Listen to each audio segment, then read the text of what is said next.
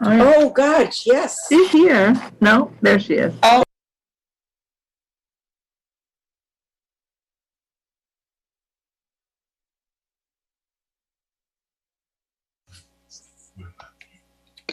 Hello, everybody.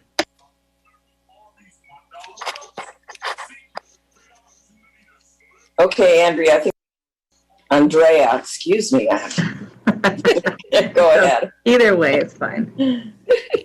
Okay, we're going live in 5, 4, 3, 2, 1. Good evening. Recording in progress. Good evening. Welcome to the June 14th, 2021 Rental Housing Committee meeting. The meeting is called to order at 7:01. This meeting will be conducted in accordance with State of California Executive Order N29-20 dated March 17th, 2020. All members of the Rental Housing Committee are participating in this meeting by video conference with no physical meeting location. Members of the public wishing to observe the meeting live may do so at mountainview.legistar.com, on YouTube at mountainview.gov/YouTube, and on Comcast Channel 26.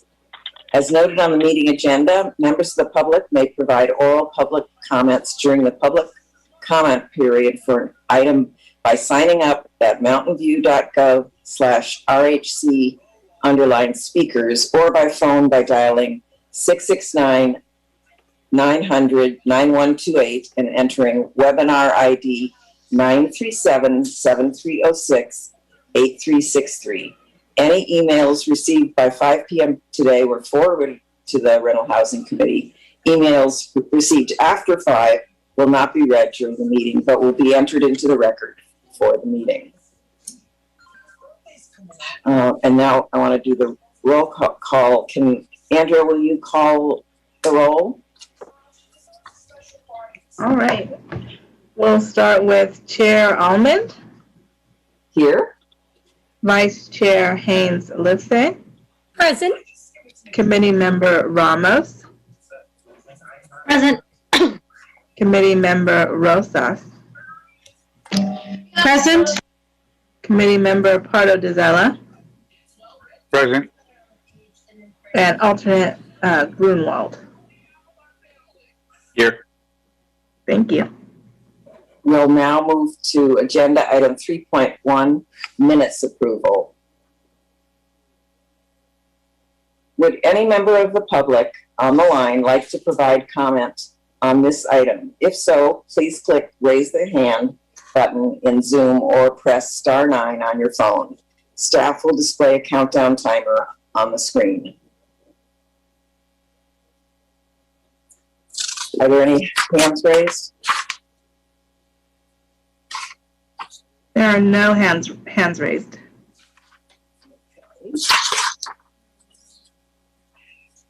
So now we need to approve the minutes for May 17th, 2021. Is there a motion? It's okay. I guess I wasn't. I'll move that we approve the minutes for the May 17th, 2021 meeting. Do I hear a second? I will second. All those in favor? Or do we have to call the roll on that? We could do a roll call. Okay. All right, we'll begin with Committee Member Pardo Dizella. Abstain. Committee Member Rosas. Aye. Committee Member Ramos. Aye. Vice Chair Haynes-Livesay. Aye. Chair Almond. Aye. Right, motion passes. 4 ayes and 1 abstain. We'll now open the meeting for oral communication from the public. This portion of the meeting is reserved for persons wishing to address the committee on any matter not on the agenda. Speakers are allowed to speak on any topic for up to 3 minutes during this section. State law prohibits the committee from acting on non-agenda items. Would any member of the public on the line like to provide comment on non-agenda items? If so, please click the raise hand button in Zoom or press *9 on your phone. Staff will display a countdown timer on the screen.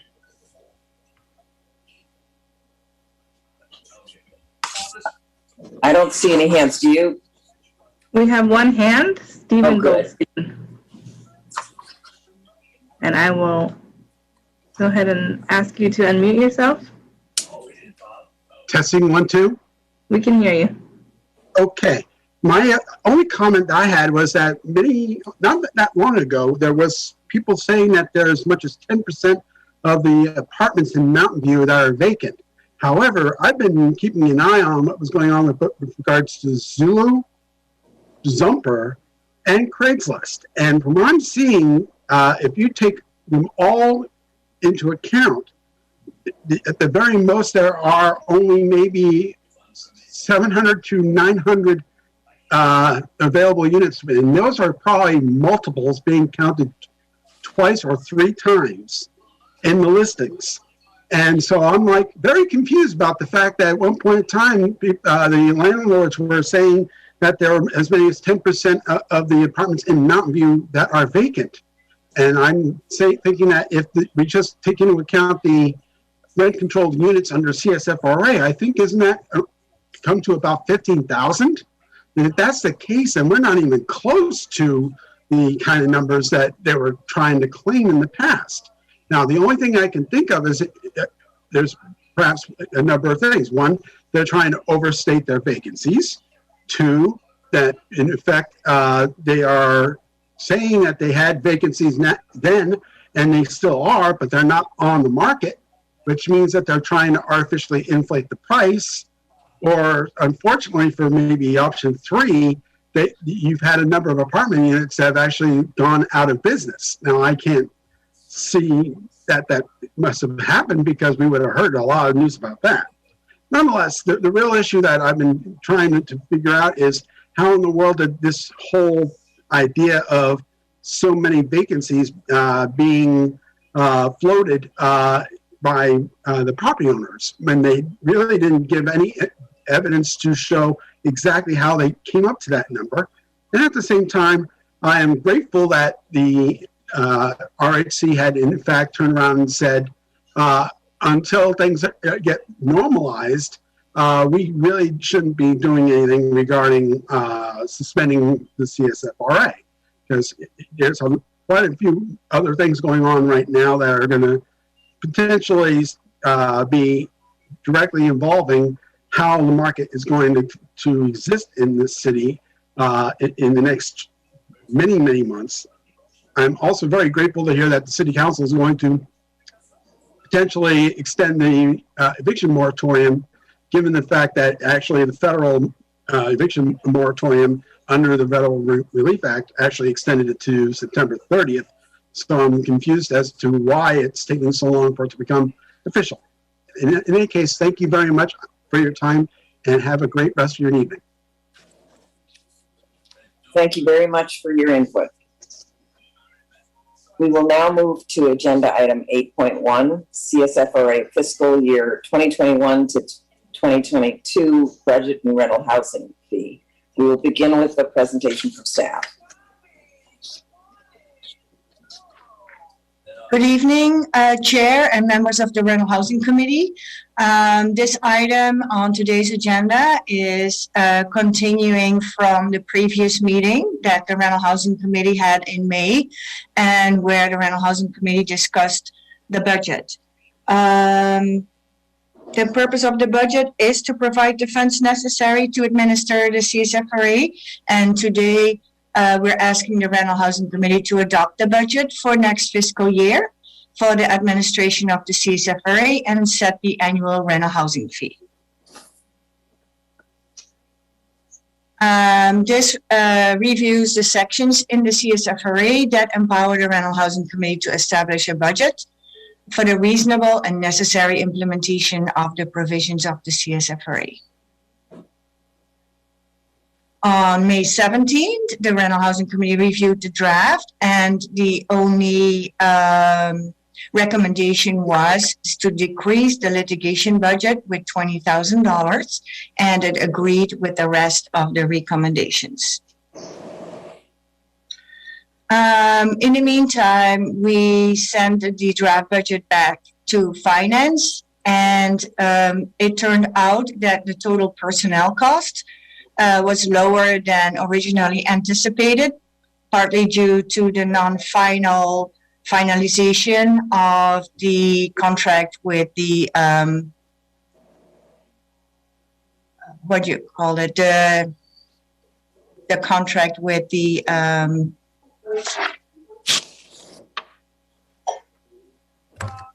okay, I totally forgot the word. It was still in negotiations what the increases were for the coming year.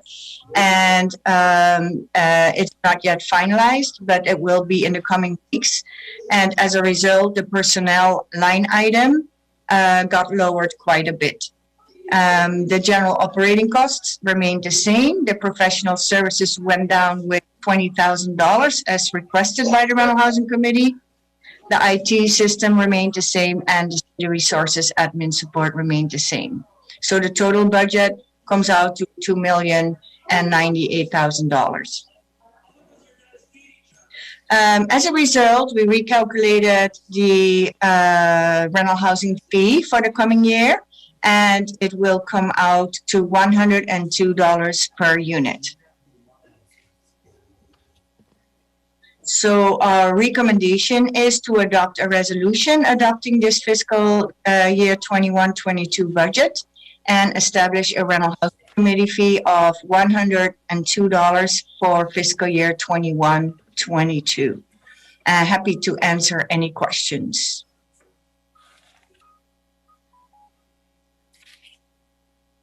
Are there any questions from committee members?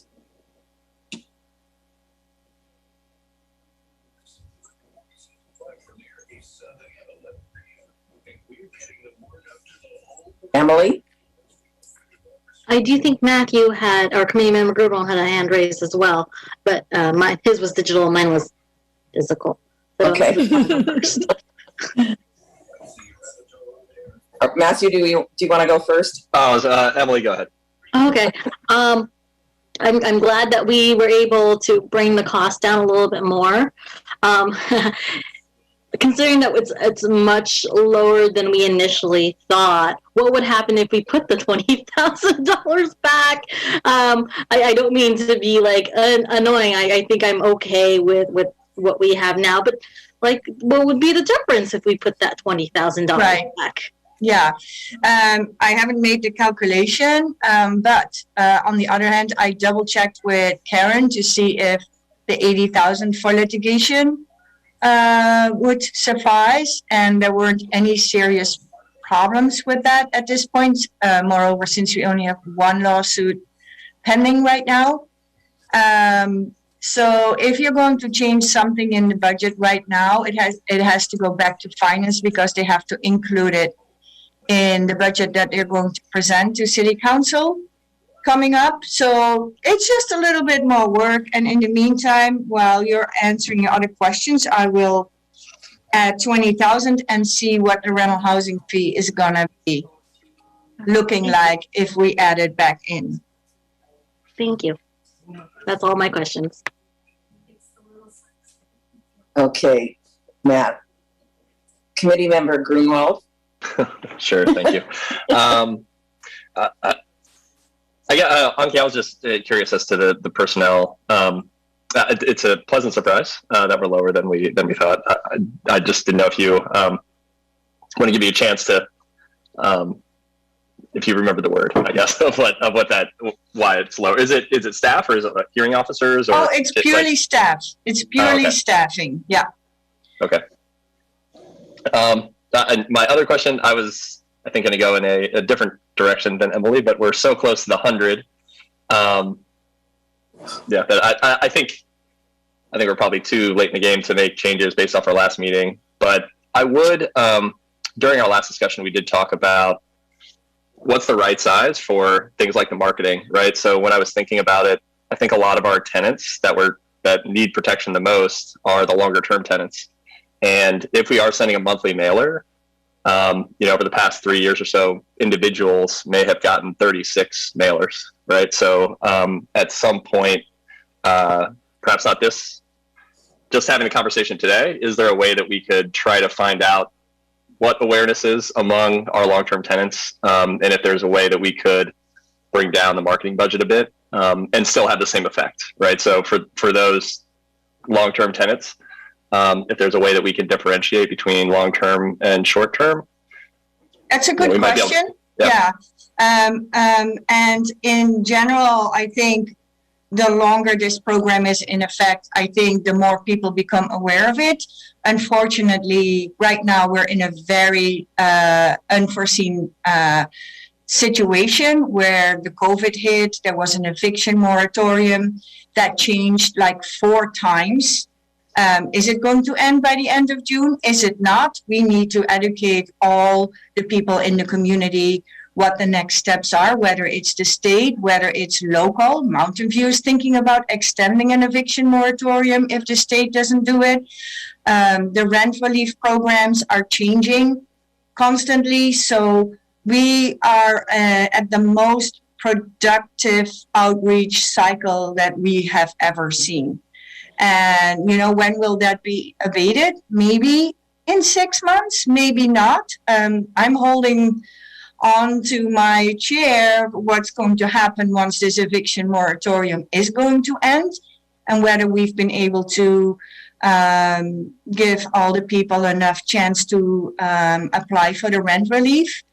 And that's why we are so adamant about sending these notices into the community that they're going to apply in time before there is going to be an eviction explosion.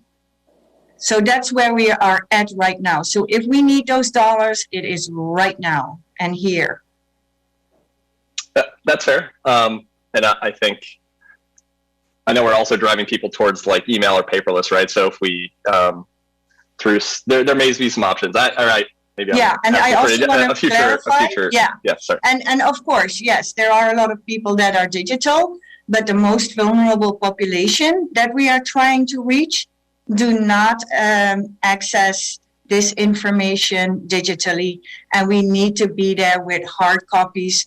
I mean, there's volunteers right now that are going door to door in Mountain View to give these rent relief brochures and explain to people, please ask for help. It is doable. So, I mean, there is so much effort being put out there, and Patricia later on will tell you, we are going to have in-person sessions. This coming Saturday is coming up, where we're sitting all in front of Senior Center to have people come and help them online while they're sitting there to apply for this rent relief. I mean, I think you can't imagine this being a more crucial time to kind of hopefully provide a somewhat smoother transition out of this whole COVID emergency situation. I also wanted to add that it's very timely that Anki sent to us, and maybe you all haven't had a chance to see the email today about what's going on in Richmond and their fee, just to give us, I know committee member Grunwald, you always want to know what's going on in other jurisdictions, and their fee this year is $215. So that makes our 102 look pretty good. Did anyone else have anything they wanted to add or questions at this point? I have a question, and I was going to ask it on a different agenda item, but since we're talking about the budget, it makes sense to ask it here. When I was looking at the proposal for Goldenfarb and Lippman for that contract ratification, I noted that we are actually budgeting $50,000 for litigation, but we put an additional $30,000 in the budget. So I believe that means, and maybe I'm wrong, but I believe that means that we're going to do the contract for $50,000, and then if we go over that $50,000 and use the additional $30,000, that would be an item that would come back to the RHC. So it seems to me that we don't even need to be talking about increasing to by another 20 because we're already only signing a contract where we're doing 175 and 50, right? That's correct. And we try to keep that in reserve in case we need the extra litigation budget, whether that is going to be for Goldfarb or for another legal company. If you remember, we had a different company doing a different lawsuit last year. So we have that even in reserve. In the meantime, I made the calculation. If we add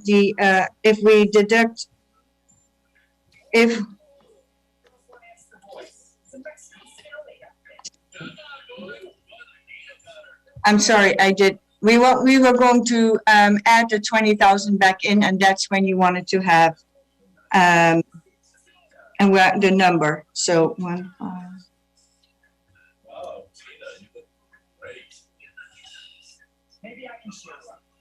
That would come out to $105 per unit.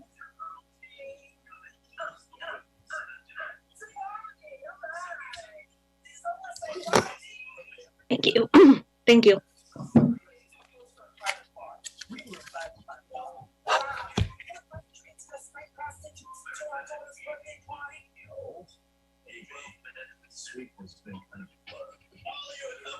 Chair Allman, do we have any other questions? I'm sorry, I was asking for more questions while on mute. That was very clever of me. So, are there any more questions from the committee? Seeing none, would any member of the public on the line like to provide comment on this item? If so, please click the raise hand button in Zoom or press 9 on your phone. Staff will display a countdown timer on the screen.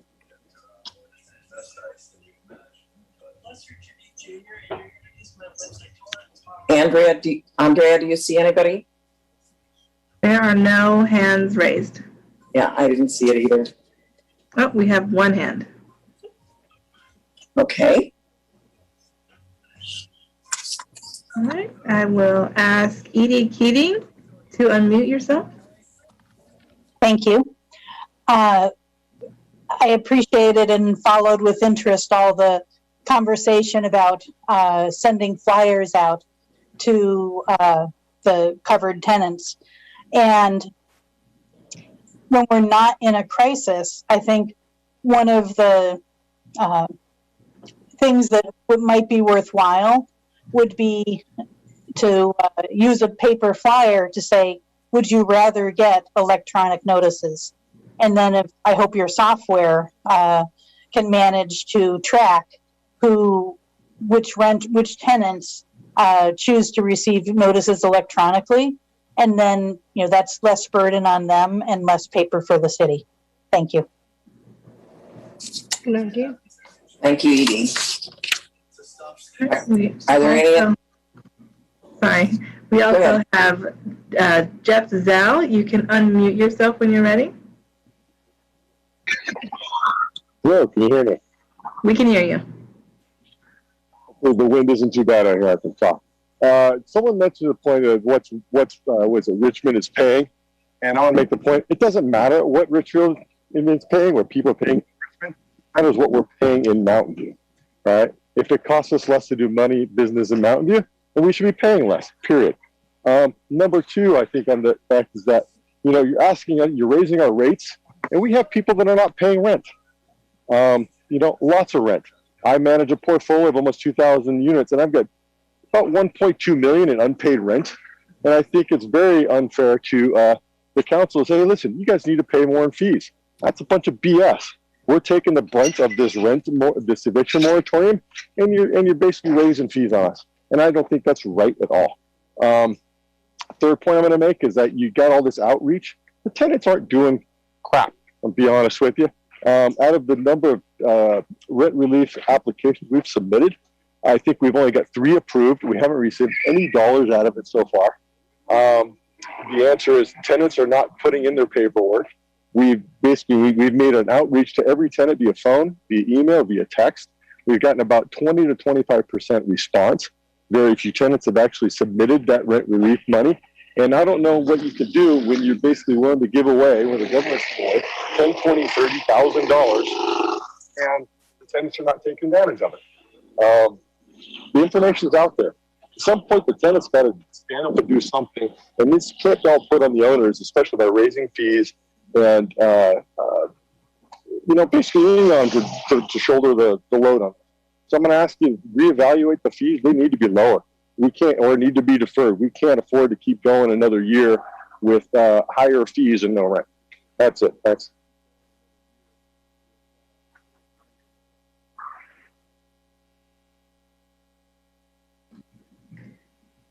Okay, it looks like we also have Stephen Goldstein. You can unmute yourself when you're ready. I am here to rebut that last comment, if you can hear me. Yes. Okay. The last comment was that people are not submitting information for rental assistance and the rental assistance program. That is actually a complete lie. I submitted for a rental assistance application through Housing is Key on March 31st of this year. And my landlord that has actually sent me an email saying he refuses to participate in the rental assistance program because it is not his style. And so I've been paying my 25% under SB 91, but he's actually been obstructing the process. Under the right circumstance, if he would simply say to the assistance program that he rejects the amount of money that it would have provided him, it would have been 80%. Since I've already paid 25%, he would have had a result of 105%. But nonetheless, he is refusing to respond because he knows that under those circumstances, the SB 91 would entitle me to get a refund of all the money I've spent of the 25% of my rent that I paid every month timely. But instead, he's turning around and trying to, in effect, do a constructive eviction. And all I'm saying is that a lot of landlords out there have been playing this game, that people submit their requests properly, like I have, but we get nothing in return because the landlords have to do their end in order for it to be done. Now, of course, the landlords were also supposed to be submitting their own documentation proactively to the program as well. If you look at SB 91, and what's going on is they're refusing to even submit any documentation. So I'm saying point blank, what this person just did is did a lot of deception regarding what was really occurring under these circumstances. And I think at this point in time, I am surprised that no one has even done any news reports regarding the local news regarding this situation. In any case, I would say to that particular person that was trying to make it look like they've been the innocent party regarding not getting what they deserve, and actually pointing out the fact that no, you've been actively resisting doing what you can to receive funds. And again, I have an email from my landlord that I could easily forward to the RHC to prove that. So in any case, thank you very much for your time, and I appreciate it. Have a great rest of your night.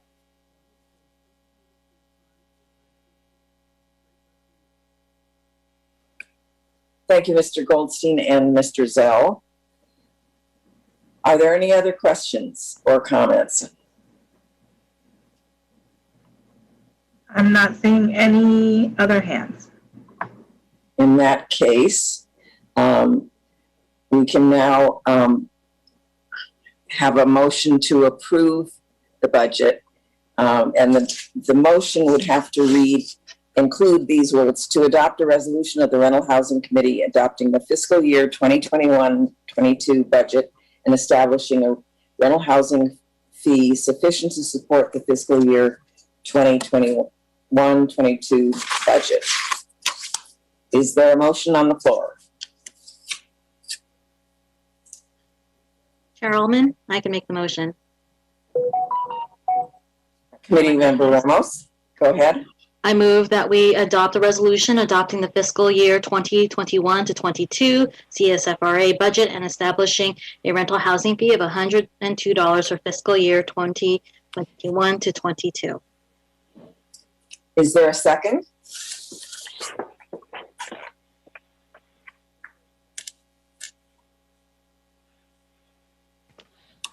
I will second.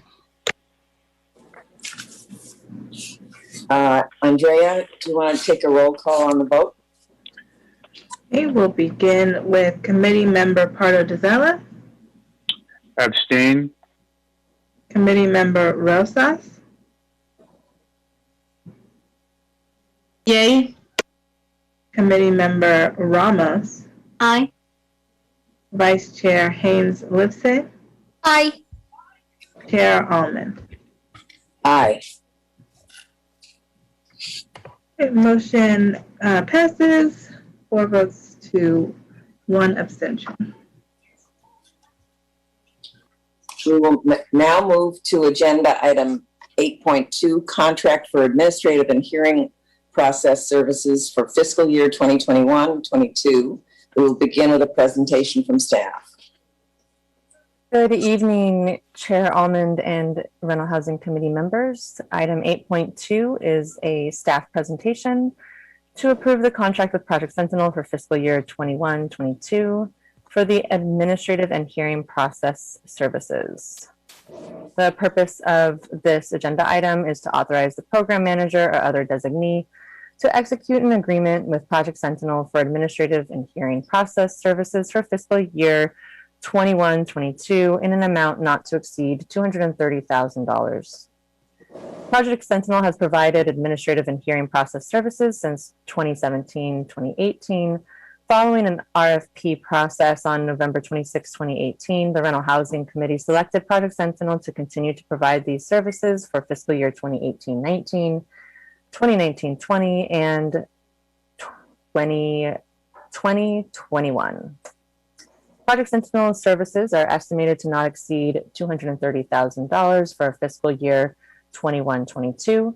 And this includes $125,000 for administrative support. This includes the Mountain View Rental Housing Helpline and hearing officer and hearing process services. $5,000 for facilitators. This is for pre-hearing settlement conferences, and $100,000 for hearing officers for the petition process. The RHC policies and procedures require authorization for contracts over $50,000, and that is why this is being brought to you this evening. And the recommendation is to authorize the program manager or other designee to execute an agreement with Project Sentinel for administrative and hearing process services related to the CSFRA for fiscal year 21-22 in an amount not to exceed $230,000 as follows on your screen. And that concludes staff's presentation on this item. Now we can move to questions from committee members. Are there any questions?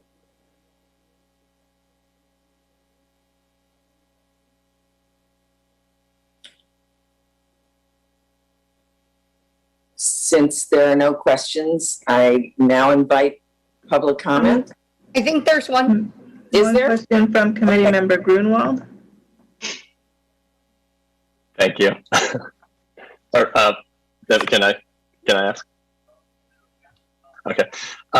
Yeah, I think my question is probably for Onki. The eviction defense fund, is that going to be implemented through Project Sentinel, or is that a different vendor? The eviction defense fund is going to be through a different vendor because that's the one step in the process that Project Sentinel does not provide services for, to have UD lawyers ready to help tenants and landlords go through the eviction process. Thank you.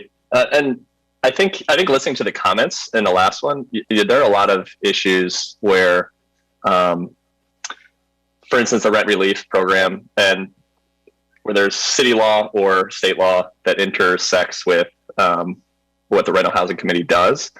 And I'm wondering if have we talked to the city about kind of combining our either budget for proposals for some of the vendors, since they're kind of answering phones for everyone, and rent relief issues are intertwined with rent increases. I understand. So in general, the city has a separate contract with Project Sentinel also for answering tenant landlord questions and providing mediation services.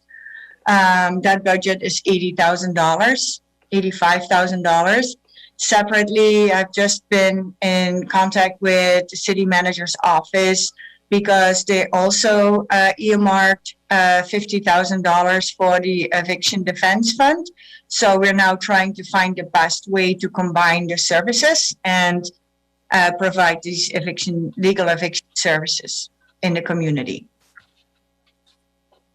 I guess maybe the question, maybe I'll take this into comment then. Maybe the other question is, well, I'll save that for comment. Thank you.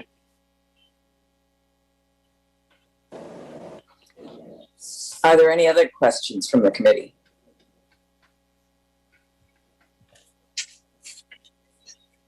Okay, not seeing any. Have I missed any, Andrea? Okay. I did not see any. Okay. Would any member of the public on the line like to provide comment on this item? If so, please click the raise hand button in Zoom or press *9 on your phone. Staff will display a countdown timer on the screen.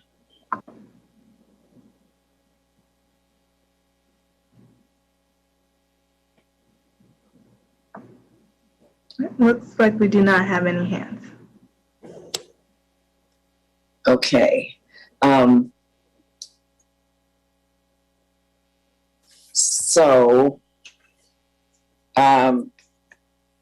Committee member Greenwald, did you want to deliberate or have further comments on this?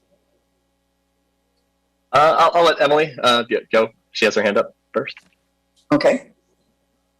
So I'm ready to make the motion. I'm committee member Greenwald, I don't know if this is like the appropriate time to have that kind of comments. It might be more of like the section, the end part essentially, where we could agendize an item. But so I'm willing to make the motion now to authorize, I move to authorize the program manager or other designee to execute an agreement with Project Sentinel for administrative and hearing process services related to the CSFRA for fiscal year 2021 to 2022 in an amount not to exceed $230,000 as follows: A, administrative support service at $125,000, B, facilitators at $5,000, C, hearing officers at $100,000.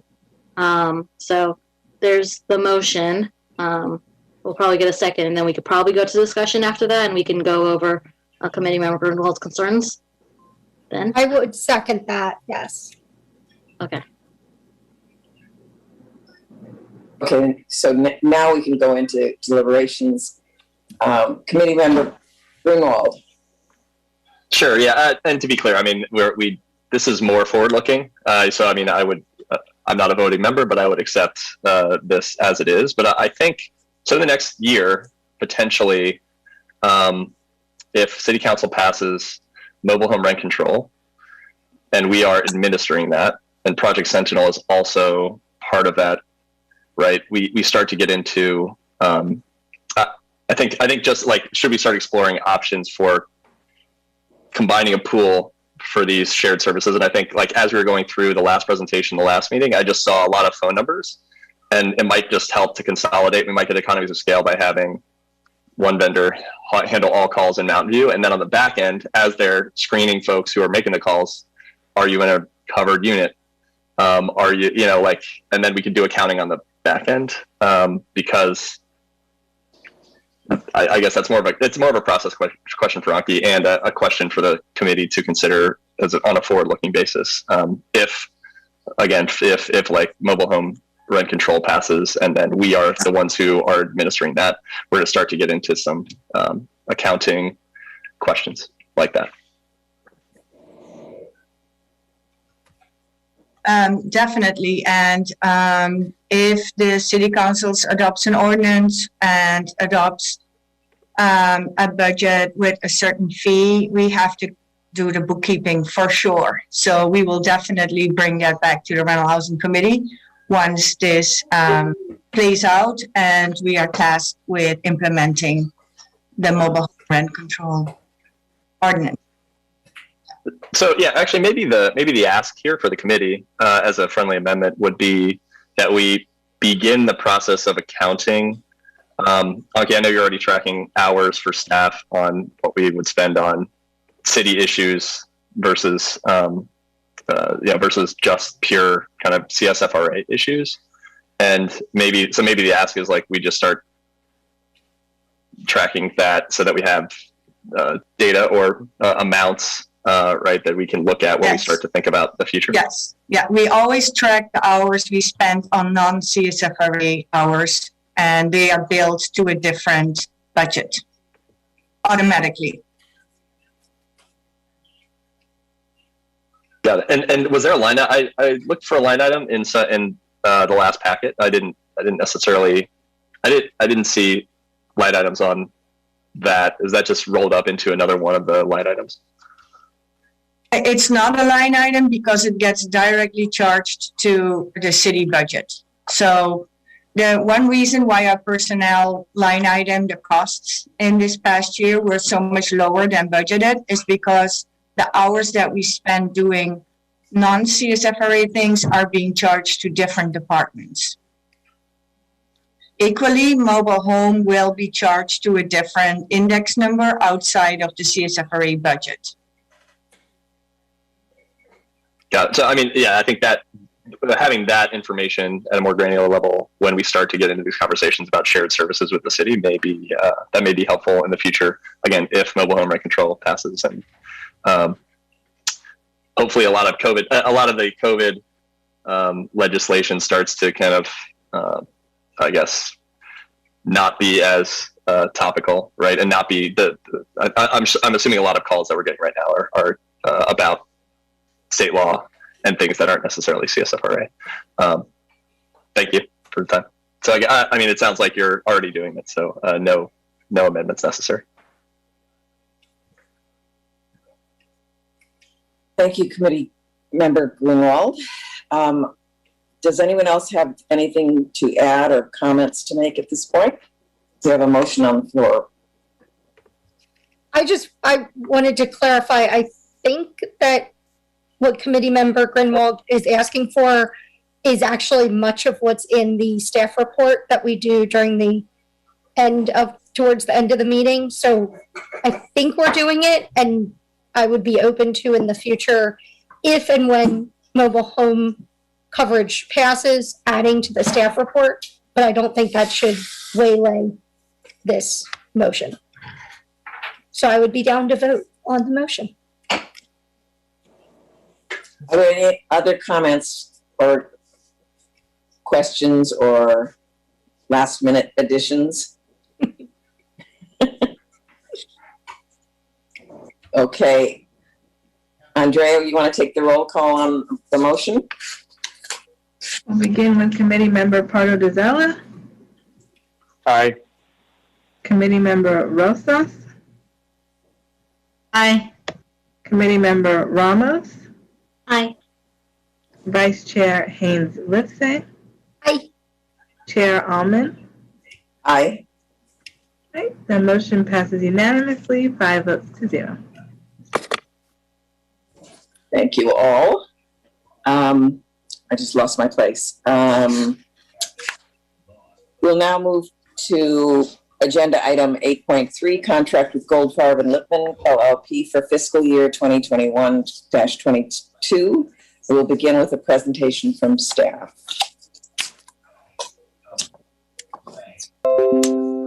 Good evening, committee members.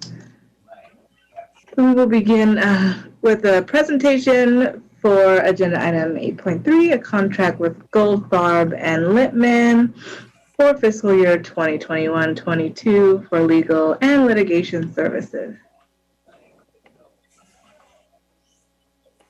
And the purpose is to authorize the program manager or other designee to execute an agreement with Goldfarb and Lippman for fiscal year 2021-22 for legal services not to exceed $175,000 and to represent the Rental Housing Committee in pending litigation related to the CSFRA in an amount not to exceed $50,000. And as background, since fiscal year 2017-18, Goldfarb and Littman has provided legal services for the Rental Housing Committee. Following the RFP process on November 26, 2018, the Rental Housing Committee selected Goldfarb and Littman to continue to provide legal services through the current fiscal year 2020-2021.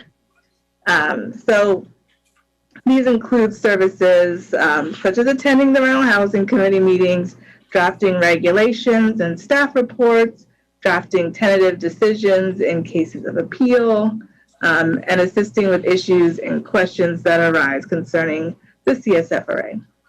The Rental Housing Committee also retained Goldfarb and Littman to represent them in litigation related to the applicability of the CSFRA to the Redwood Villa property.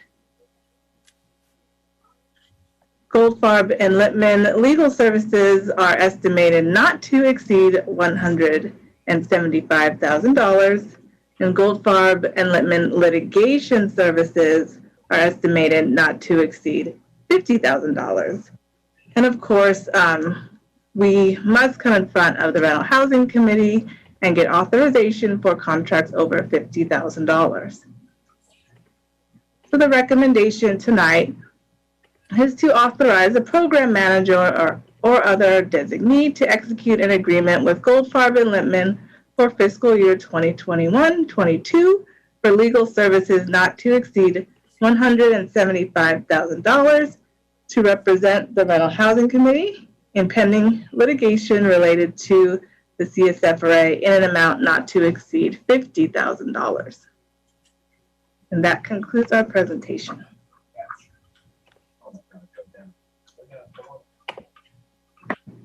Are there any questions from the committee on this item?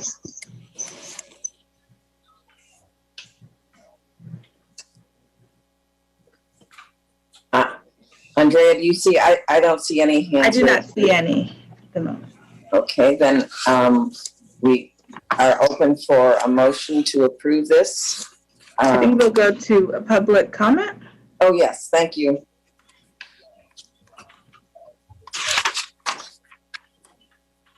Would any member of the public on the line like to provide comments on this item? If so, please click the raise hand button in Zoom or press 9 on your phone. Staff will display a countdown timer on the screen.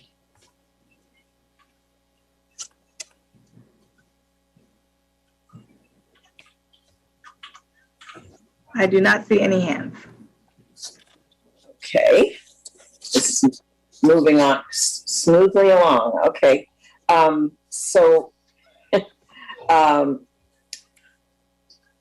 Are there any questions from the committee? Or do we want to go to a motion first? I will motion to authorize the program manager or other designee to execute an agreement with Goldfarb and Littman for the fiscal year 2021-2022 for legal services not to exceed $175,000 and to represent the RHC in pending litigation related to the CSFRA in an amount not to exceed $50,000. Thank you. Is there a second on that? I will second. Are there any questions from the committee or comments?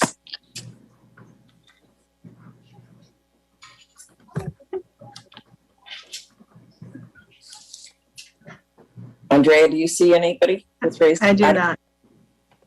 Okay, then would you go ahead with a roll call vote? Sure. Thanks. We'll begin with committee member Pardo DeZella, Aye. committee member Rosas, Aye. committee member Ramos, Minute timer. Aye. vice chair Haynes Lipson, Aye. chair Almond. Aye. Thank you. The motion passes unanimously, 5 votes to 0. Okay. We We have will a now- hand. Let's go ahead. Do we have a hand by Vice Chair Haynes say? No, an accidental hand. Sorry. An accidental hand, I like that. That was a total accident, yes. We will now move to agenda item 8.4, COVID-19 Housing Relief Outreach Overview. We'll begin with a presentation by staff. Good evening, Chair Almond and committee members. Item 8.4 is an informational update on the COVID-19 Housing Relief Outreach Overview. And the purpose of this presentation is for the RHG to receive a presentation from staff updating the Rental Housing Committee on community outreach and education efforts for COVID-19 housing relief programs. And we're going to go over a high-level overview of all that we've done from April 2020 through May of 2021 related to the pandemic and COVID-19 housing relief programs.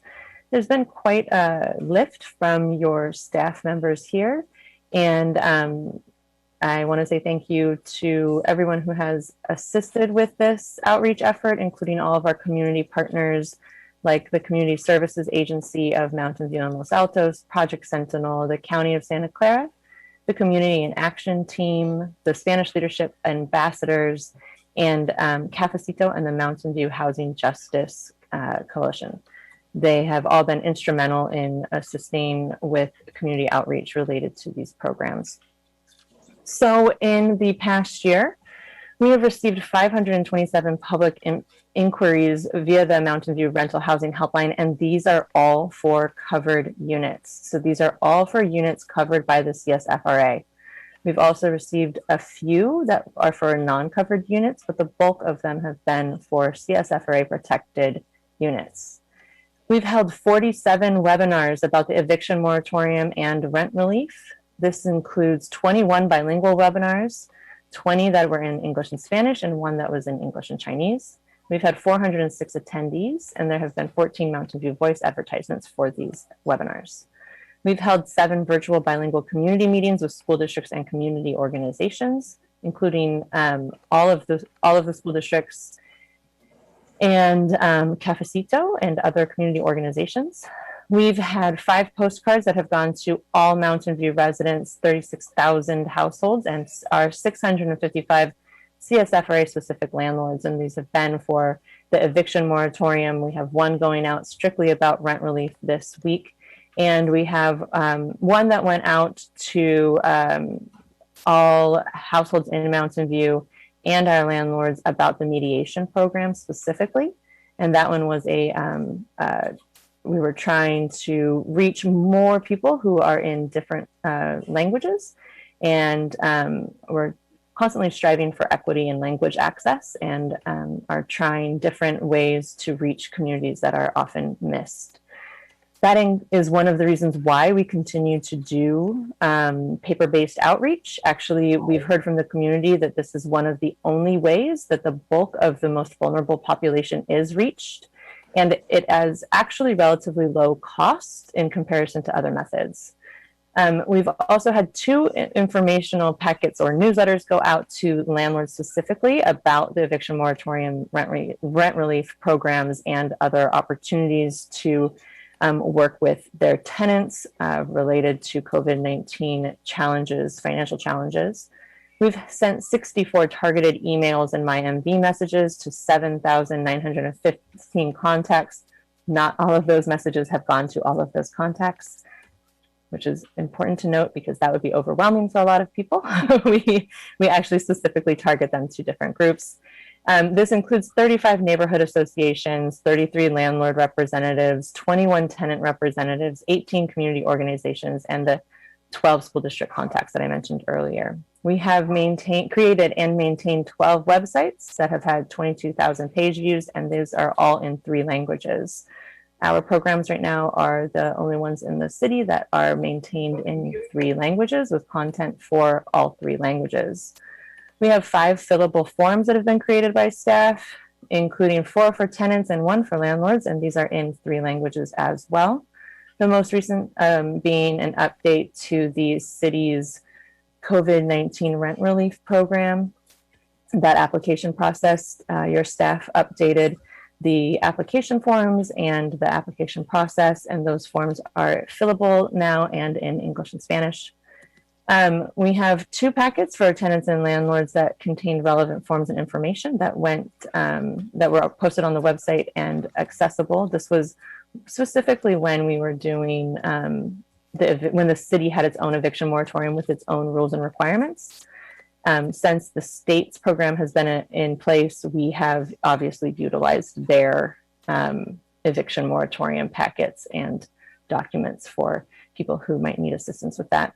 We've created and maintained 10 informational documents and flyers, including 4 info sheets, 3 FAQs, 3 flyers, and those are all in 3 languages.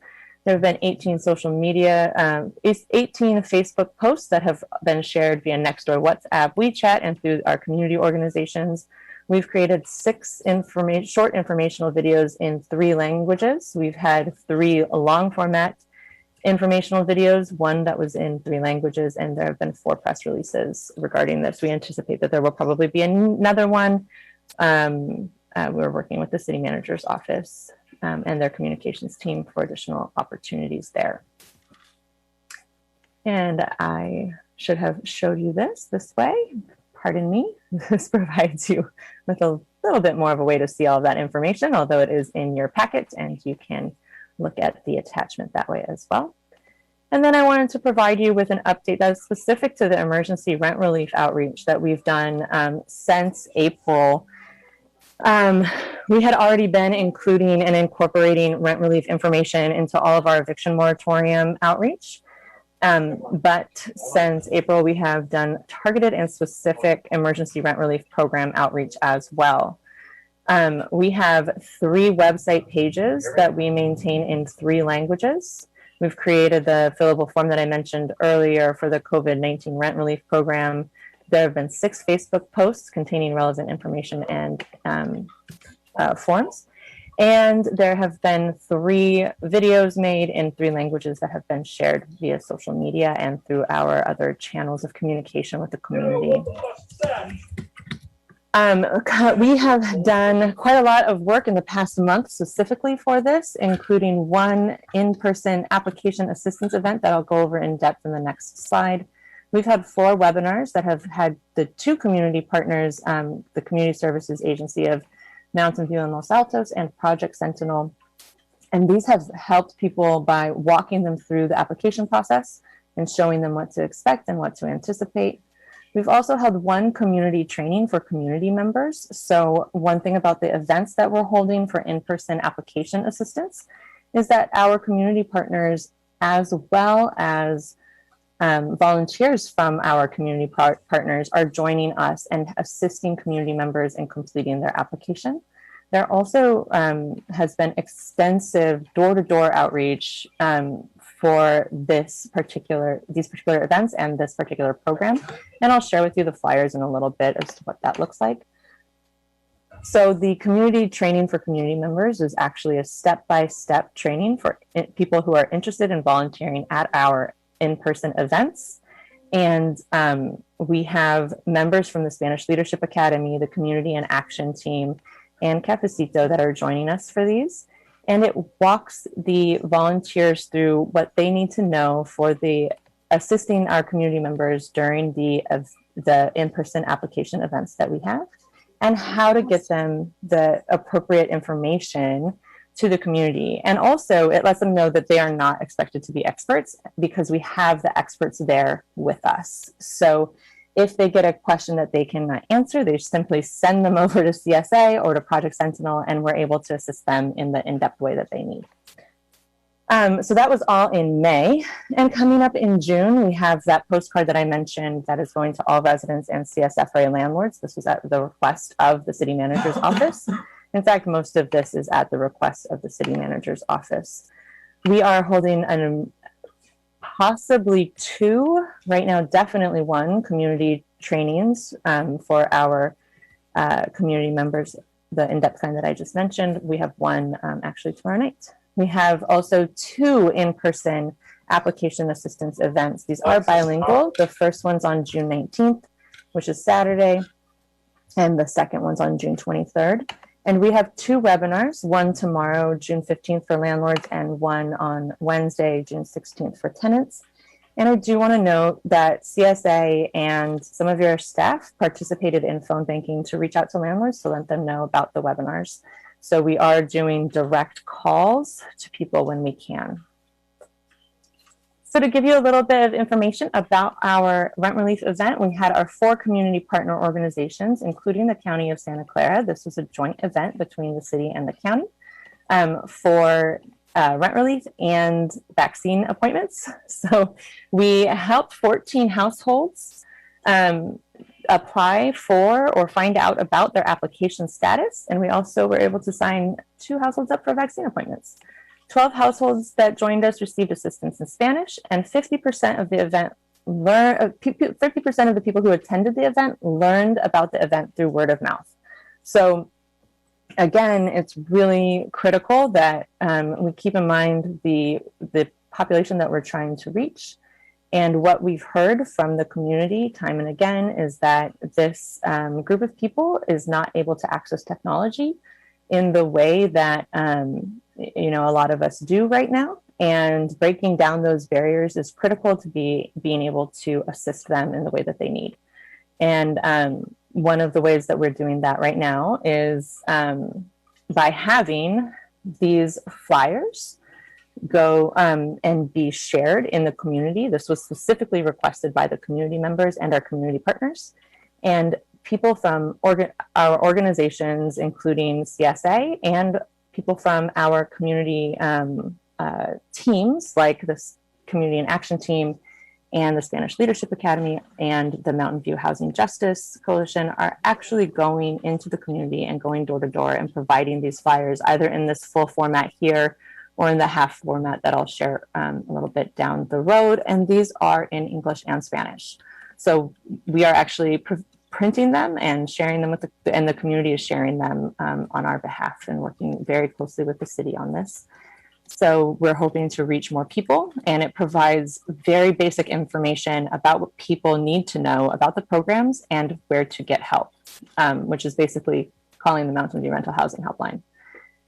We have one event coming up on Saturday, June 19th at the Senior Center from 10 a.m. to 2 p.m. And we have one event on June 23rd at City Hall Plaza from 2 p.m. to 5 p.m. These are dates and times specifically requested by the community. And I do want to note that our community partners will be there, including CSA, Project Sentinel, the Community and Action Team, and members from our Spanish Leadership Academy. And that concludes the overview on COVID-19 housing relief programs. Andrea, is there anything you'd like to, anything else you'd like to provide? Patricia, I think that was an overview. No, but this is. could I just add one thing? Can somebody mute? I'm hearing something in the background. I was amazed to find out, and maybe all of you already know, but the tenant application is 35 pages, I believe. And so it's not a matter of a quick application. This is why there's so much training needed, because people have to be walked through a really, really lengthy bureaucratic application.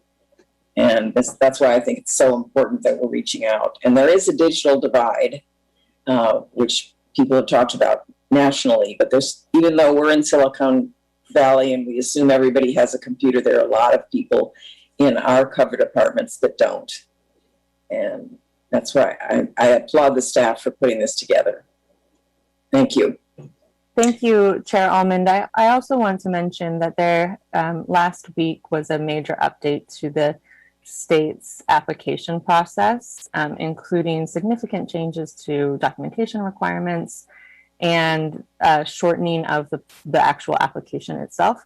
And the state is also looking at making additional changes to the requirements for the rent relief program. So tomorrow we should know more, as the budget is due, and most of these are budget riders and trailers. So we should have information about being what's proposed in them more than what we have right now. And we're anticipating that those budget those changes will be incorporated into the budget. We just don't know what they look like at this time, and we'll be providing updates on that, as well as changes to the eviction moratorium should that occur. And so actually, one of the reasons why we're also hosting another Train the Trainer or multiple Train the Trainers coming up is because of the significant changes to the state program. Thank you very much. Are there any other comments or questions from the committee?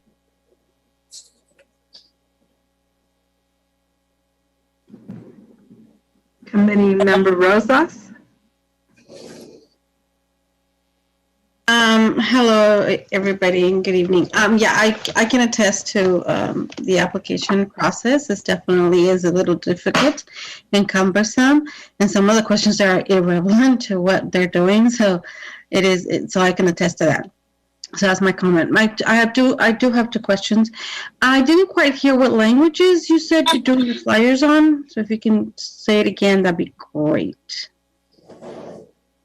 And go ahead. These particular flyers here are in English and Spanish. Okay. No. Okay. We usually print a lot of our materials in English, Spanish, and Chinese. I was gonna say, yeah, okay. But these ones were not done in Chinese? These were not done in Chinese. They were done in English and Spanish as specifically requested by the community. Okay, any chance we can add that language to the next batch that you're thinking of sending out? Yeah, we can. Okay. The postcard that is being sent to all residents is in English, Spanish, and Chinese. Okay, good. And so are the websites. And then this is more of a technical, and I feel, and you probably do have it, but I can't see it, so it's like I feel like I need to ask. In regards to the flyers, do they have the union bug? Or if it does, then, disregard the question, but if it doesn't, any possibility that we can get it on there? You'd have to can you clarify for staff what that is? Well, whenever there's a printing in this way, usually cities support union work. So if they have the union bug, then it means that this printing was done through a union print shop. So basically, we use the contract approved printer for the city for all of our print jobs. There's a citywide contract that we are required to use, and that is the printer that we currently use for these projects. Okay. So I'd have to check with the city to find out if that is a union print shop or not. Okay, thank you. I really appreciate that. That'd be great. So those are my questions. Committee Member Ramos? I actually have comments, but did you want to go to public comment first? Sure. I think it looks like Matt might have a question. Okay. I do, thanks. And I'll preface by saying I think I'm always impressed by the level of quality of our mailers and just materials in general. I think staff does a great job. This benefits the community. I think it benefits a lot of folks. I guess and some who are not in covered units. And I know the city has also gotten federal funding. I think if I'm reading the city's budget correctly, that they've received federal funding for COVID relief and recovery of $6 million. I'm just wondering if we have asked the city for any sort of to be reimbursed, I guess, for any of staff's time in the cases where staff is doing something that benefits all tenants. So as a community service. For this work, we have a cost split with the city, and for the printing of these documents, there's a cost split with the city based on the percent of covered units versus the percent of non-covered units and residents in the city. Great. And do we ask for staff time reimbursement at all? Yes. Okay. Same split. Okay, that's great. All right, sounds good.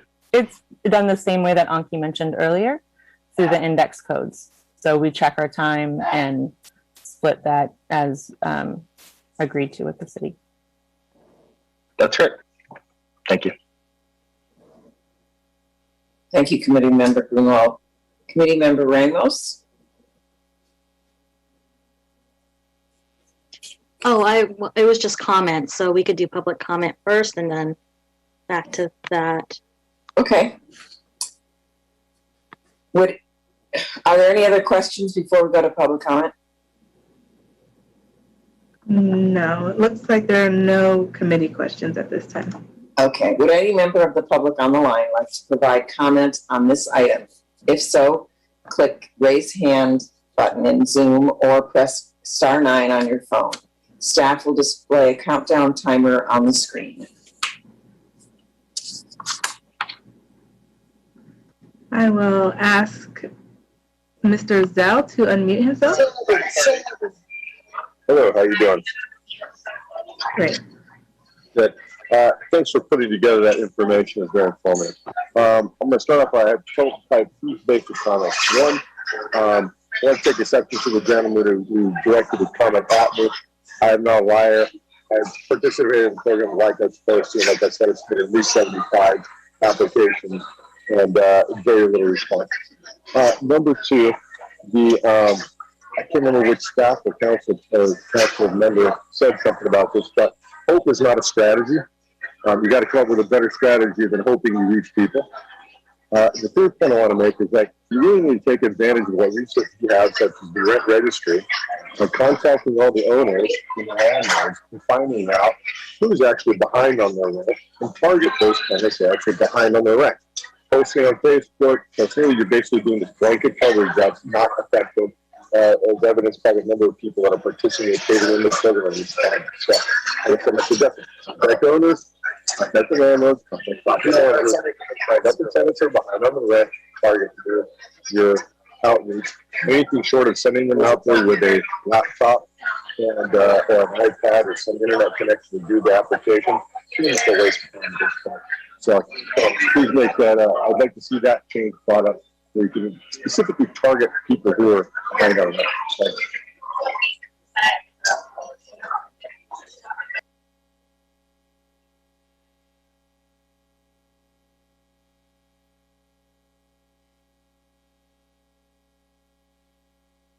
Susan, you're muted. Push the button and it didn't cooperate. Are there any other comments from the public? I will now ask Edie Keating to unmute herself. Thank you. So it's been great to have the half sheet bilingual flyer, English and Spanish, to take to renter households. I've been surprised at how many pretty much monolingual Spanish speakers I've encountered when door knocking at some apartments. And since I'm not a Spanish speaker, it's been very helpful to have bilingual flyers so I can at least point to the correct side of the flyer and hand them the information literally in that way. Thank you. Thank you, Edie. Andrea, are there any other public comments? Yes, we have Stephen Goldstein. You can unmute yourself. Thank you very much. I just want to clarify something. I did not mean to necessarily say someone was a liar. I was going to apologize for that right now. But what I am going to say is that there have been people like Mr. Zell that has overgeneralized the whole issue regarding the entire population of the city of Mountain View, as well as other situations. Because again, the general message he was saying is that tenants are not being responsible. Actually, tenants are being very responsible. But the problem is when you have landlords or property management that literally refuse to abide by SB 91 by not making the applications proactively, which actually was within the letter of that statute, and then resorting to having tenants file on their own, and then at the same time, then turn around and say, well, we don't want to participate in that program. And worse, not saying that they're telling us people through email, but they're not telling the state of California. And again, there's probably plenty of applications in the state of California regarding tenants here in Mountain View. What's been going on, unfortunately, is that maybe it could be a case of the city of Mountain View has not been keeping up with the database regarding the state, or the state is not communicating it to the city. Nonetheless, the issue is always going to be if someone has actually done their work and submitted their documentation properly. I have a case number with Housing is Key. So it's been all completed, that they've totally accepted every bit of the information I provided. But at the same time, you have a landlord that turns around and says, I'm not saying anything to the program, and thus freezing it, because that's exactly what happens. The workflow is that if the landlord does not respond, then the whole process grinds to a halt.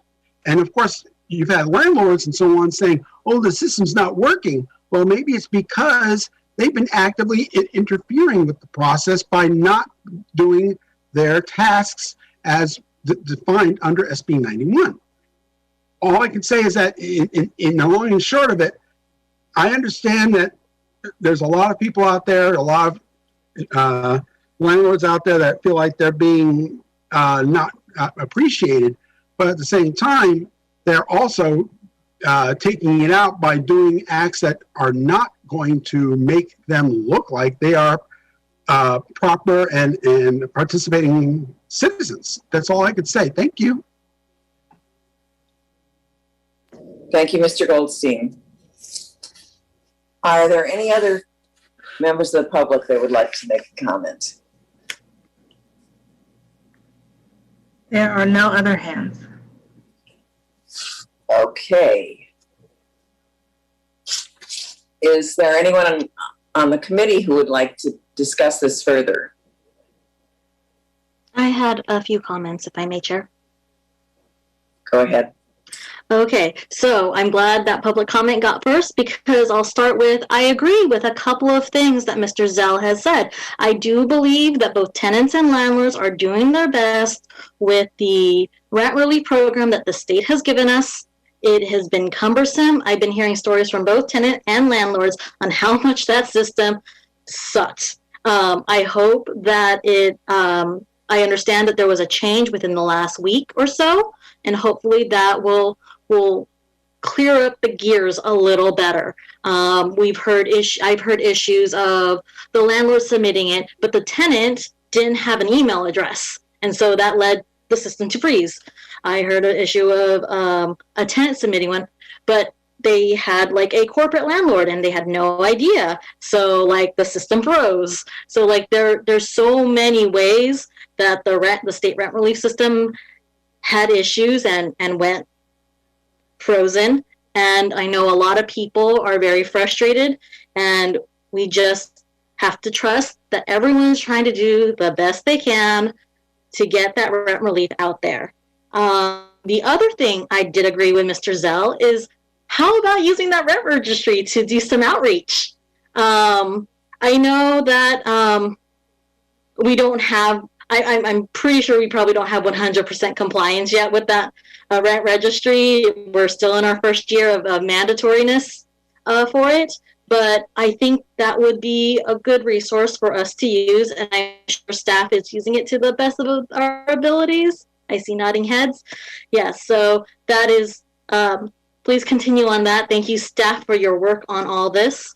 Another thing I did want to think through, open a conversation, which was kind of spawned after listening to committee member Grunwald. I understand that in San Jose, they're looking at an eviction help center that helps both tenants and landlords, and they're looking at partnering with the county. And I was just thinking, that's great, because, you know, San Jose is like half the county, but, you know, there's other cities in our county as well. And I'm hoping that some of those county resources can come to us because we're probably the only place north that has as good resources for our tenants than any other city in the North County at the very least. And I want to make sure that our tenants here have those kinds of resources as well. I don't know how logistically, once you get to multi-governmental agencies, things run amok. But I'm hoping that we have our fair share of the county resources on that. And those are largely my comments. Another thing, the 15-day eviction notices, they are being sent to us, correct? Do we have a number? How are we feeling about that number? So that's something that we can go over in the monthly status report as well. It's always provided in that. Again, those notices are required by the state for the eviction moratorium. It's a major requirement to be covered by the eviction moratorium for the landlord to give those and for the tenant to respond. So what we are very aware of them, and they are being filed through the system. Obviously, we don't know the ones that are not being filed through the system, but the ones that we do know, we have reached out and utilized the portal and are providing follow-up assistance with that as well. And as the eviction defense program moves forward, we will be utilizing that system in a more in-depth way as well. All right, thank you. Those were all my comments. Are there other comments from the committee?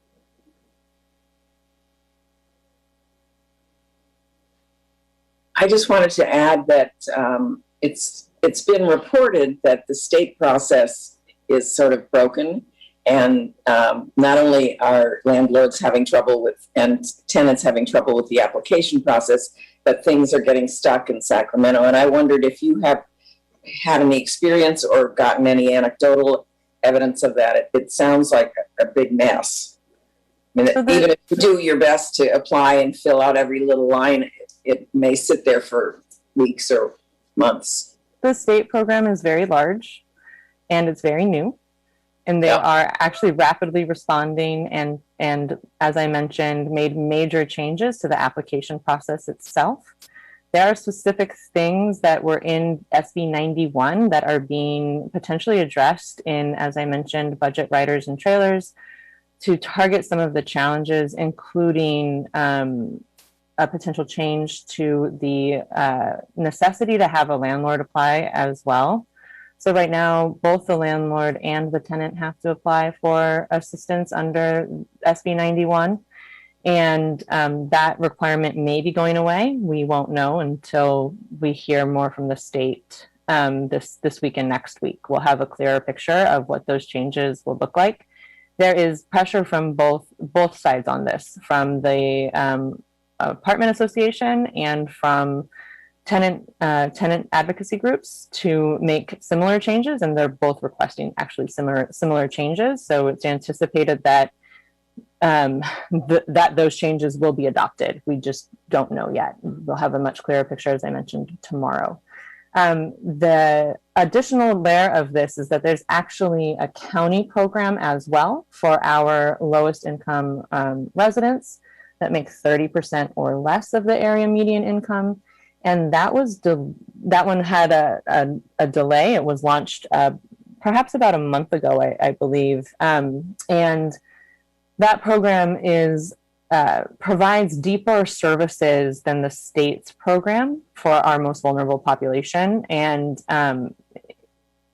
getting into that system is taking a little while as well.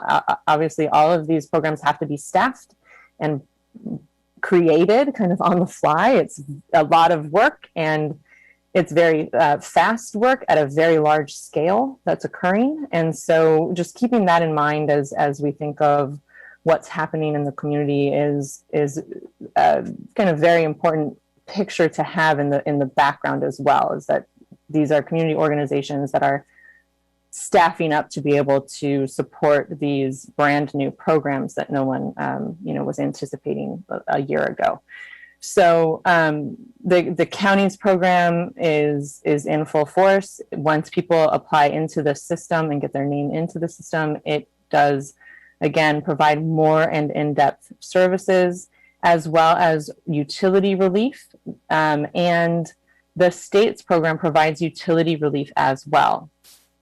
So these are all the reasons why we're constantly trying to get people to call the Mountain View Rental Housing Helpline, to come to our trainings, and to come to the application assistance events, because we have the ability to connect people with the community organizations that can help them at this time. And so again, as we have been for the past almost year and a half, when these changes do occur, we will provide communications as quickly as possible with the eviction moratorium extension and the changes to the rent relief program.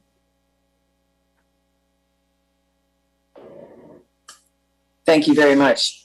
And I want to also thank the staff for all the work that you've done in putting this program together.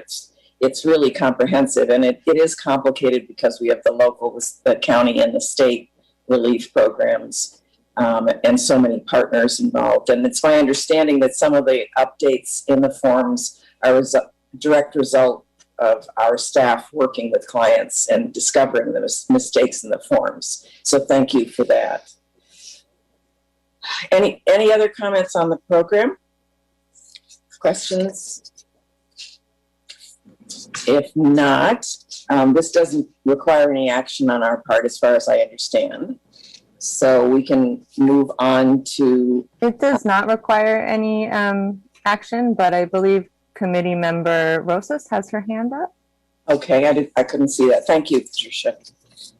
Committee Member Rosas. Thank you, Chair Allman. I was just feeling a little guilty because I just realized that all the hard working that the staff has put into do all the meetings that they have organized and prepared, and tried to be very mindful and proactive about meeting with the community and letting them know what's going on. My questions were really about like things that have not happened. So I wanted to say that I really, really appreciate all the hard work that you guys have been doing. And yes, being part of Cafecito, I realized I have been seeing firsthand the hard work that you guys are doing. So I just want to mention that. Thank you, Committee Member Rosas. Anyone else? Okay. No other hands. All righty. Then we will now move to agenda item 8.5, draft regulations amending Chapter 5 hearing procedures. We will begin with a presentation from staff.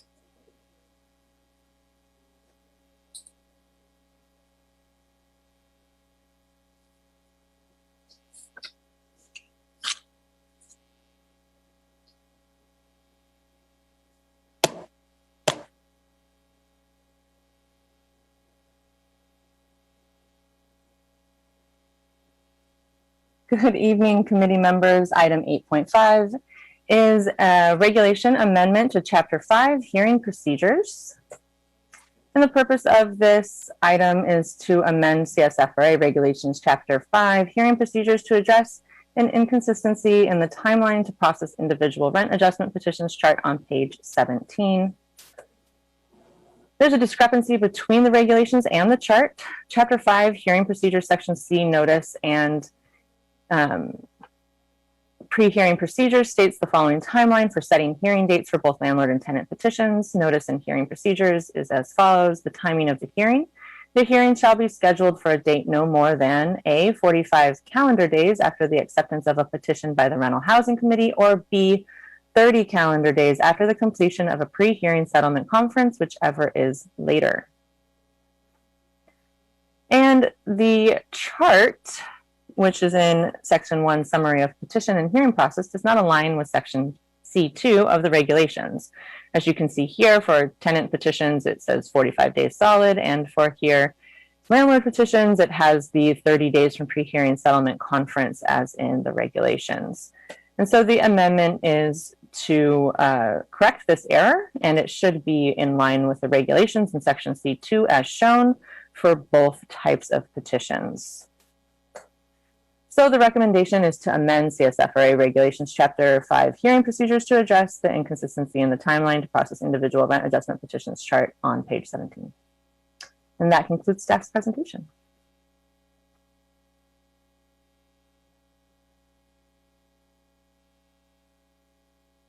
Are there any questions from committee members? Since Andrea, there are no questions. Am I right? No questions. Okay. So I now invite public comment. Would any member of the public on the line like to provide comment on this item? If so, please click the raise hand button in Zoom or press *9 on your phone. Staff will display a countdown timer on the screen. Are there any public comments? There are no comments. Okay. Do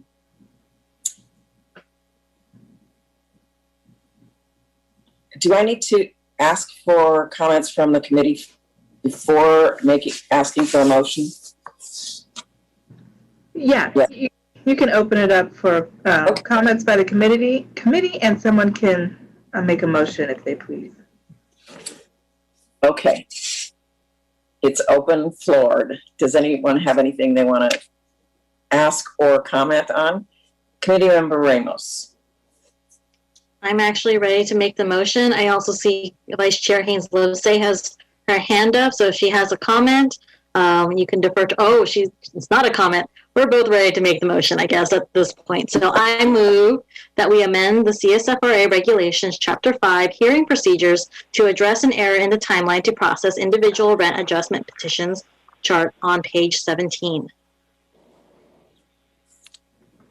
I second. We're talking over each other. Thank you very much. Are there any comments or questions before we go to a vote? Seeing none, Andrea, would you call the roll? We'll begin with Committee Member Pardo-Dizella. Aye. Committee Member Rosas. Aye. Committee Member Ramos. Aye. Vice Chair Haynes-Livesay. Double muted. Aye. Chair Almond. Aye. Motion passes unanimously, 5 votes, 2-0. Okay. Moving right along. Thank you, committee members and staff. We will now move to committee staff announcements and updates. I'll hand it over to staff for presentations. And the first portion of this is a high-level overview of our monthly status report. You will receive our fiscal year-end update in the August meeting. I do want to point out that there have been 1,057 public inquiries made into our Mountain View Rental Housing Helpline system this year. And again, those are just initial touch points. These have also been made to staff. So as you can see, we are almost split between tenant and landlords who are requesting information at this point and services from our Mountain View Rental Housing Helpline and the Rent Stabilization Program staff. And the bulk of the public inquiry topics are other CSFRA. We do have the data on the breakdown of this, and it will be provided in the update. We have received some more refined data, which is great, and property registration requests. So those are big players here.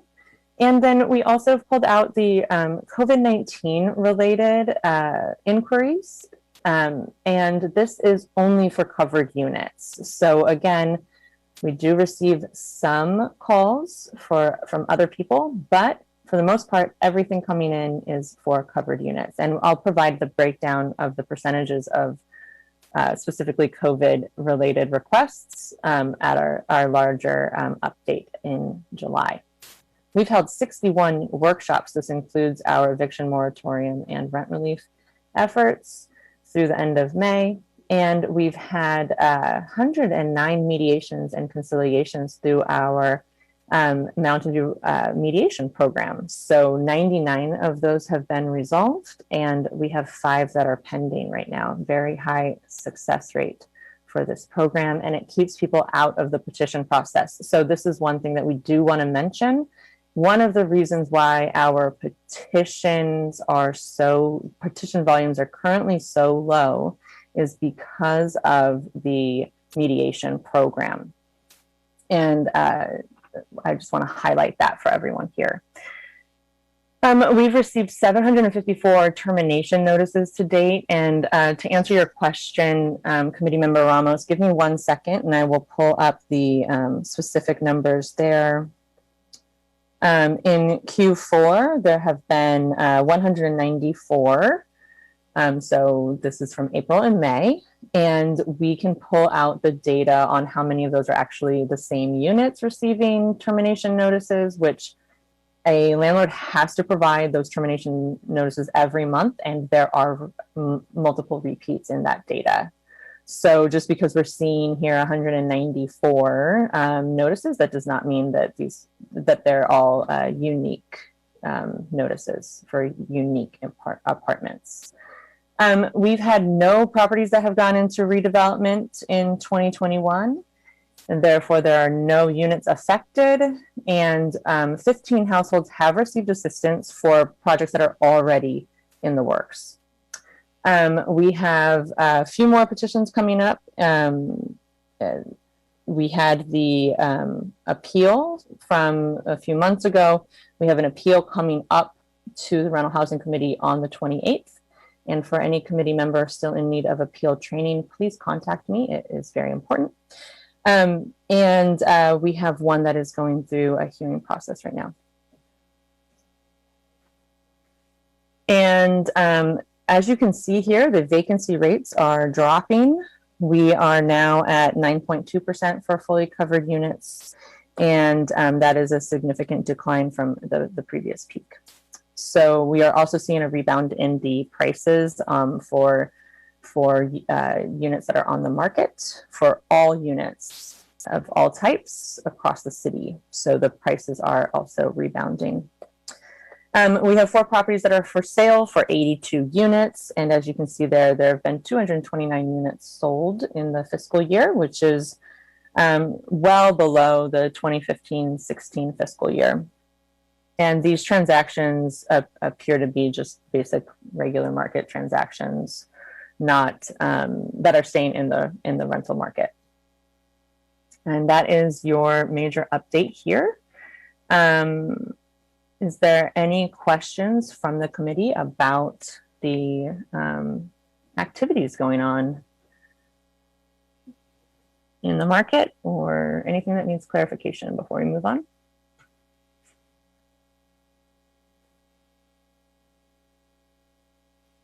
Okay, I will continue on. And I think Andrea is stepping in at this point. Sure, I could go over this quickly. We've talked about these programs at length tonight, so I won't spend too much time on them. We do, of course, have the eviction moratorium that is set to end on June 30th of 2021. As we mentioned before, but I'll just mention quickly again, the City of Mountain View City Council is looking at an eviction moratorium for our city in case it is not extended by the state, but we are expecting the state to extend the moratorium. We will update you as soon as we have more information on that. I think we can just go to the next slide. We'll talk about rent relief events. This is what I think we'll spend most of our time on, because I do want the community to get the dates and talk a little bit about the in-person events. And again, just really thank all of our community partners that we're working with. They have been doing a huge outreach effort, knocking door to door. I don't know if Edie is still on the call, but thank you, Edie. Thank you to our Spanish Leadership Academy, Community and Action team, and some of the staff people at CSA who are all out going door to door, talking to the community and providing essential Spanish services that we don't have here at the city. So again, we have our first in-person rent relief event this month, which is going to be this Saturday at the Senior Center. So same place as it was last month. But it's 10 a.m. to 2 p.m. and we'll be out there in the afternoon, just providing assistance. We are providing some tablets and laptops for the community volunteers to work with, so they get some practice using some technology, and also providing a resource that many people in the community don't have at home. So that will be very exciting. And we are also holding an event on Wednesday, June 23rd. This will be at City Hall, right there in the front by the fountain in the plaza. And that's going to be in the afternoon. So looking more for people who are just getting off of work and have some time there, and from 2 p.m. to 5 p.m. And we are asking people to continue to wear their masks and social distance at these events.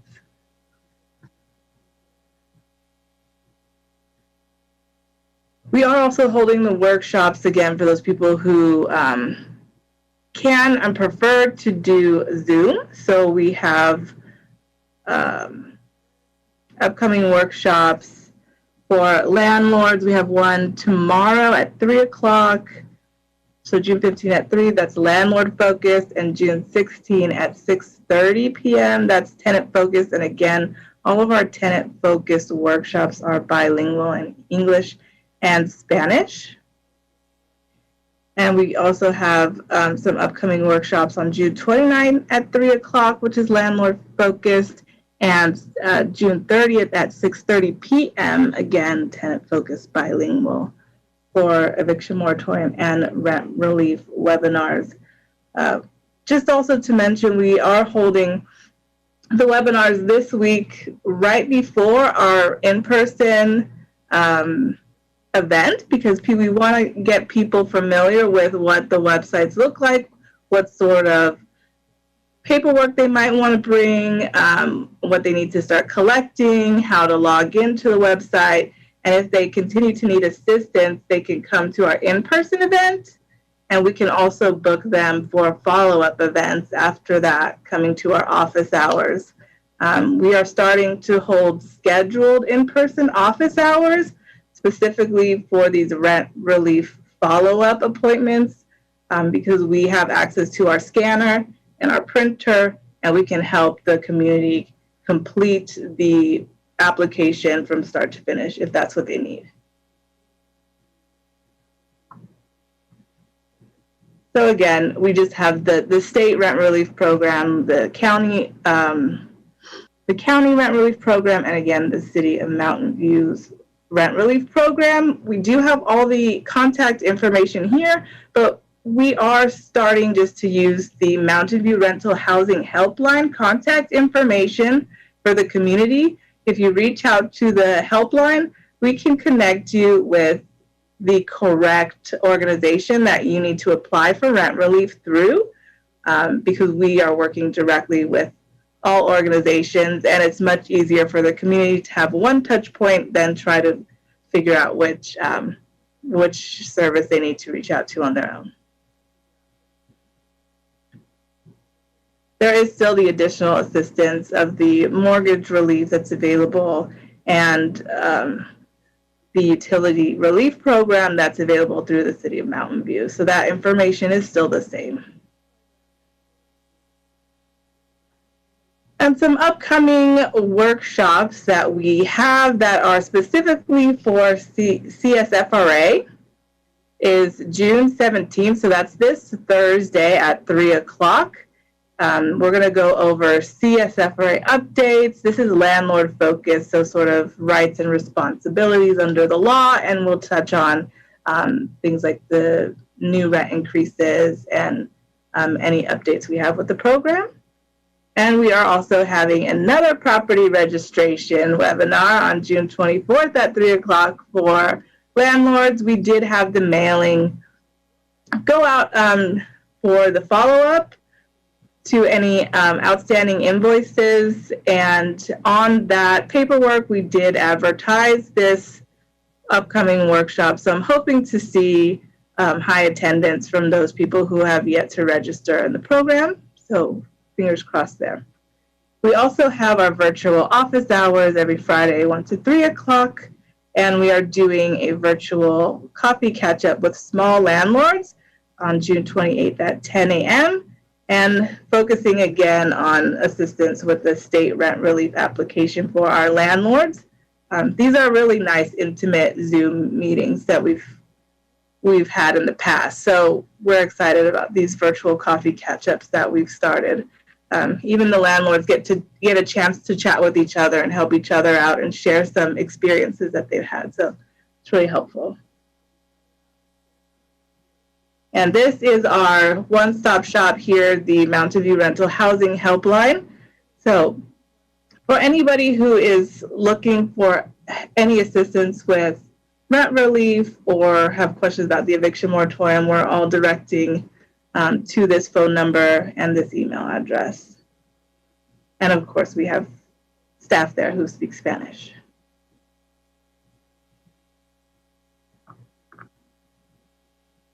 And I believe that is the end of the presentation.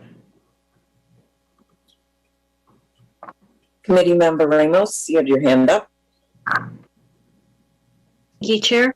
This is not actually in relation to the report, but now that we're in the, that weird point at the end of the meeting where we throw a bunch of stuff at staff and staff smiles and like thinks that they hate us. But other than that, so there are a couple things that there are a couple issues that have been popping up more recently. And I also believe that committee member Rosas also hears some of these issues in relation to utilities. Some tenants have been wondering how, especially that there's utility relief services, but when they go to get those utility relief services, it turns out that they're not getting their utilities from actual utility providers, but is something that the landlord has an accounting service for.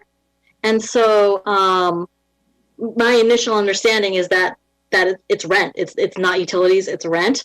But I would love to see a discussion, either agendized at a future meeting. It doesn't really have to be immediate, but it does come up a lot more often now, especially now that people are trying to apply for rent relief and utility relief, and the way the application is confusing in terms of that kind of service, essentially. So like I said, it doesn't have to be immediate. I imagine the next couple months for landlord and tenant relations are going to be a little bit more fraught with a lot of conflict. Hopefully it's not. Hopefully the state comes in and saves us all with lots of money and lots of protections. But that would be one thing that I would love to see on a future agenda. I don't know if we'll need a straw poll for that, or can I clarify specifically what you're asking for, Emily? So what I'm hearing is you would like to have clarification how utility debt is going to be covered under rent relief efforts. And you also mentioned whether utilities is part of the rent, which is a CSFRA definition. So we will address both issues, which are separate topics. Correct. Yeah. And can I also request clarification? If this is something that can be answered through an email with clarification from what we currently know, is that acceptable as well? Yes. I mean, if you could just add it to the FAQs that I could just point to, is like, this is what they say. That also works. We don't even have to do a study session on it or whatever, or agendize on it. It's just the clarification, because I am getting those questions asked, and then all I can say is like, this is what staff has told me, but I can't point to anything. Got it. We can definitely address and clarify this on the website as well. I do want to mention that there was a specific issue with the county's application that was causing some area of concern. that in the application it said that it's not for utility relief, and that is the specific application is when you're going into their system is for rent relief. However, it's a kind of like a wraparound portal, and once you're in the system, there is utility relief in that system. So I do want to clarify that. If you hear anything like that, please let people know that the county program will provide utility assistance for people who qualify for that necessity. Okay, that is wonderful to know. Thank you for that. And then, were there any questions to my questions? Because then I have a next one. Okay, next one. Wait a minute. I have one question. So we need clarification on that sticky issue where the landlord classifies utilities as part of their accounting system under rent. Is that right? There's a system called Conservice that a lot of people utilize, a lot of property owners utilize, and I believe that's specifically what Emily is referring to. So we will provide clarification for that in an email, and we'll put it on the website in some sort of form of FAQs as well. Great, thank you. Thank you so much. Can I go to my second question now? Sure. Yes. All right. And this is something that it was kind of spurred from committee member Grunwald's questions. I don't know if he's still there, but he was asking about like the questions of how many mailers should go, how many flyers should we print, stuff like that. And I think because we are in triage emergency mode with the number of different changes to the law and such not, but there is somewhat a point to understand of having somewhat of a communications master plan kind of thing. And this is also something that's not immediate. So like if there is downtime in terms of the RHC time, that would be something I would love for us to explore. And in that exploration, I would love for us to explore how we choose our outreach in multiple languages. In the past, we have talked about this, but in the past, we did not have a Spanish speaker. Well, we had Evan for like 2 years, but then after that, we didn't have someone that was embedded in the Spanish-speaking community like we do now. And I would love for us to explore how the multi-language outreach and the most effective way to do that, and looking at just a way of just looking at how we're doing our outreach. But like I said, this is not an immediate thing as we are dealing with the upcoming eviction cliff and all that, but it's something that I would like to explore at a future session. And to provide clarification, we actually have a communications and outreach plan that we provide updates on every October to the committee. It has short-term, medium-term, and long-term goals, and it generally guides our outreach.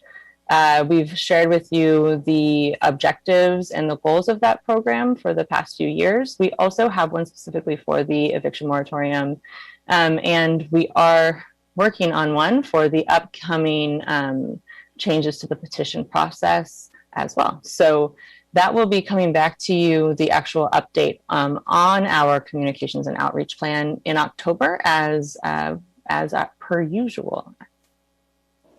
Committee Member Grunwald, does that answer your questions through what you asked before? Sounds great. It's already built in. And that's all the questions I have. Does anyone else have questions for staff or comments? Vice Chair Haynes-Lipsey?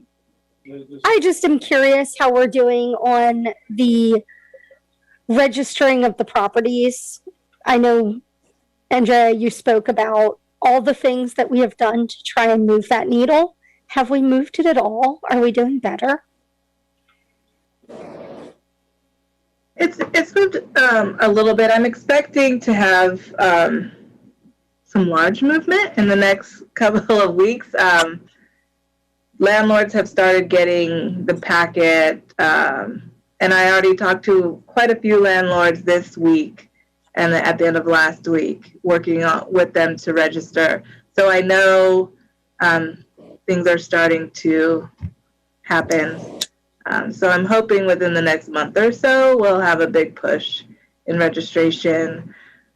Still working on those smaller landlords where I think we're having a little bit of harder time getting them to register their properties.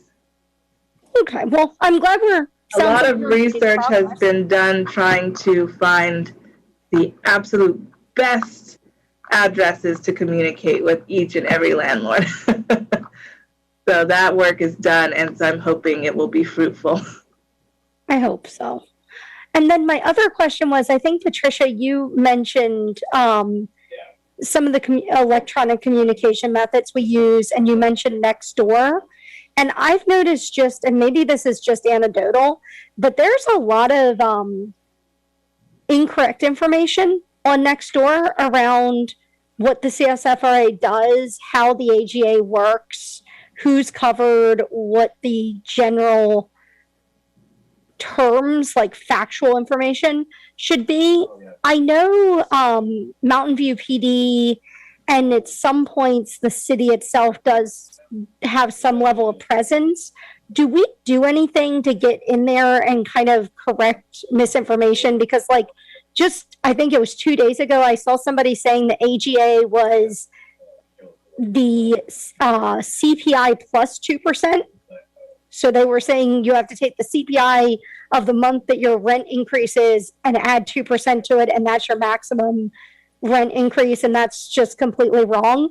But it was being offered as, like, I think in good faith. So there's clearly a lot of misinformation there, and I'm just wondering if, like, we ever get in there and tweak it.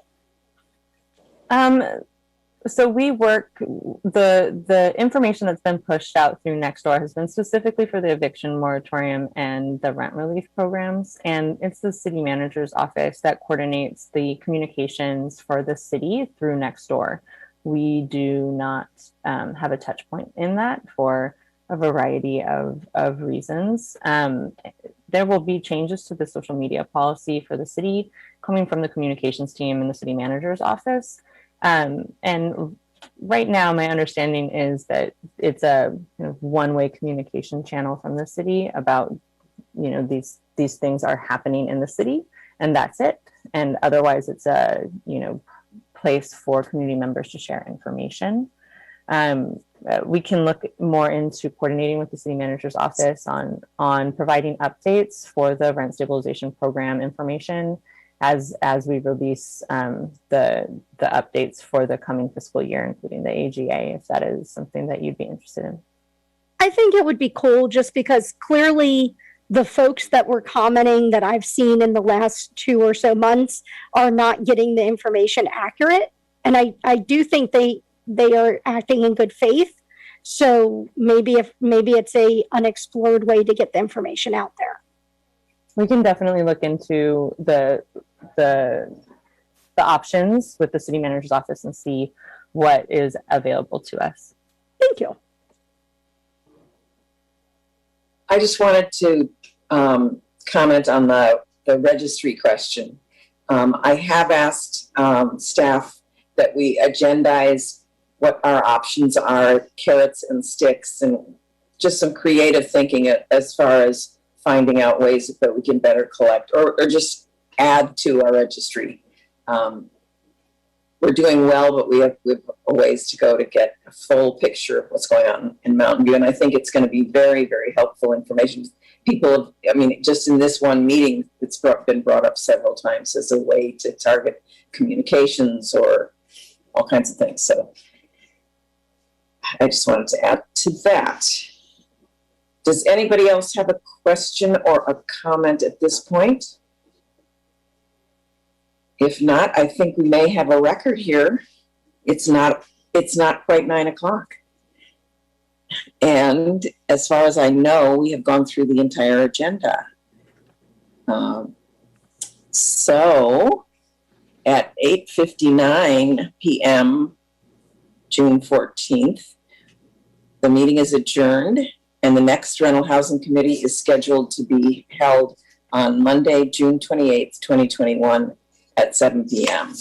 And if anybody has not learned about the appeal process, I'm hoping that I can join others in a session with Patricia on that. Great meeting. Thank you all. Good luck, Karen.